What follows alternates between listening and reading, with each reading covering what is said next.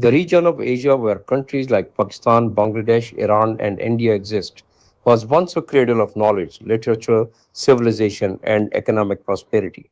Today it stands at a crossroads, with the radiant traditions of the past on one side and the dark pits of backwardness on the other.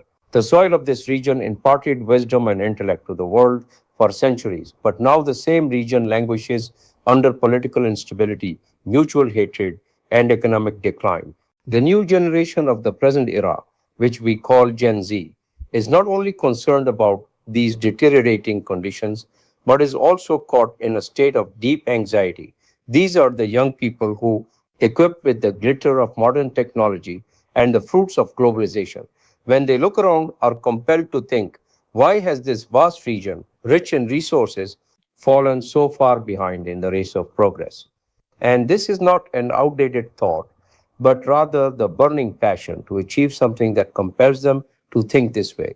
In fact, these bright minded Gen Z youth, who have the ability to think beyond the outdated ideas of countries like Pakistan, India, and Bangladesh, are now utterly weary of the obsolete political tug of war and venomous narratives that have held this region hostage for decades. Among these modern technology experts, there is also a common trait. They seek solutions to their shared problems through collective efforts.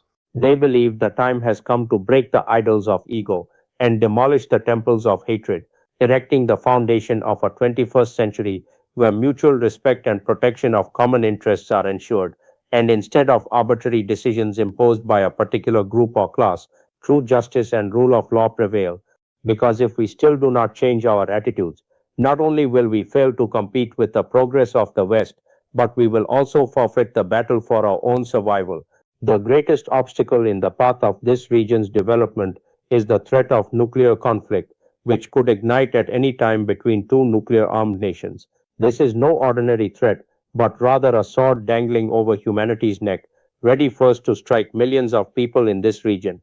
In the recent past, as US President Donald Trump also indicated, Pakistan and India had reached the very brink of nuclear war.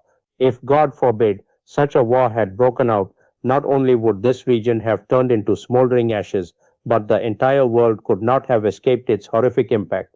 A report by Yale Climate Connections states that even a limited nuclear war between India and Pakistan could unleash a global nuclear winter. The use of just 50 small nuclear weapons could instantly claim the lives of nearly 45 million people, marking only the opening chapter of destruction, devastation, and humanity's dreadful fate. The firestorms from these explosions would hurl millions of tons of smoke and ash into the upper layers of the atmosphere, blocking sunlight and rapidly plunging Earth's temperature. As a result of this nuclear winter, agriculture worldwide would collapse in ruins, and nearly 2 billion people, about 25% of the global population, would soon be consumed by famine and disease. Research shows that nuclear smoke would damage the ozone layer by 20 to 50%, unleashing ultraviolet radiation that would devastate human health and marine life. For South Asia, the situation would be even more catastrophic, as monsoon rains would decrease by 20 to 80%, leading to famine even in those countries that might consider themselves victorious in such a war. And this is not an unimaginable scenario. It is the same terrifying vision prophesied decades ago by great scientists like Carl Sagan. Today, the political and economic axis of the world is shifting, with the sun of power and authority setting irreversibly in the global north and rising from the global south. This is a historic opportunity that only those nations can seize which, by understanding these global changes, bring their commercial, economic, and technical skills into play.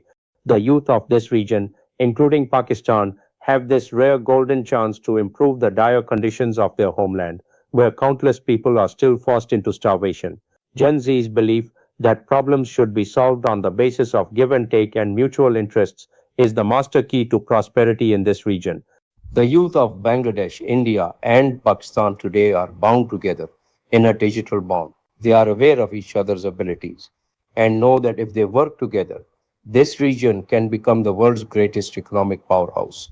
They see how political changes and youth movements in Bangladesh and Nepal are reshaping geopolitical conditions. These young people are now desperately eager to escape this dreadful, tense environment and are emerging as ambassadors of peace. Their vision is of a South Asia where borders do not obstruct trade and knowledge but serve as bridges of connection. In short, the revival of this region's glorious past and lost prosperity is no longer a dream, but the clarion call of the time and the firm resolve of Gen Z. We must understand how long the need for nuclear weapons will persist and how long moments of mutual conflict and bloodshed will cast their shadow. How long will the display of nuclear arms provide us security? In reality, true security lies in economic stability and mutual cooperation. If we do not acknowledge the insight of our youth and continue on the old path, we will leave our future generations a hell where there will be no sunlight and no will to live. The time has come for the lamps of the new generation to pierce the darkness of hatred with their light and to begin an era where peace, respect, and progress prevail.